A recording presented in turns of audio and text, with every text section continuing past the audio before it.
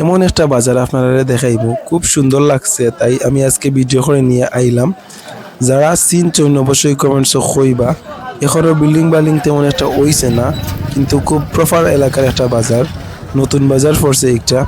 তো দেখতে পারা খুব সুন্দর, টাটকা শাকসবজি উঠছে এই বাজারও। আপনারা যদি টাটকা শাকসবজি কিনতে চান অবশ্যই এই বাজারে যাইতে পারেন। গ্রাম অঞ্চলের যারা আছেন, যারা কৃষি ক্ষেত করেন বা ওজে দেখতে পারা আপনারা শাকসবজি ফলাইন, তারা নিয়ে আইসুন বাজারও খুব সুন্দর এবং দামও খুব সীমিত।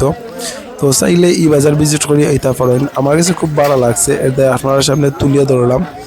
আসলে সিলেটের ভিতরে খুব সুন্দর সুন্দর এলাকা আছে এবং বাজার আছে যেগুলো আমরা এখনো গেছি না বা দেখছি না। অনেক সুন্দর সুন্দর, যেখানে গেলে খুব বেশি ভালো লাগে, মন প্রাণ জুড়ে যায়। ওই যে দেখতে পারা মাছ বাজারও আছে এখানেও, খুব সুন্দর সুন্দর মাছ উঠছে, দামও বেশি নাই।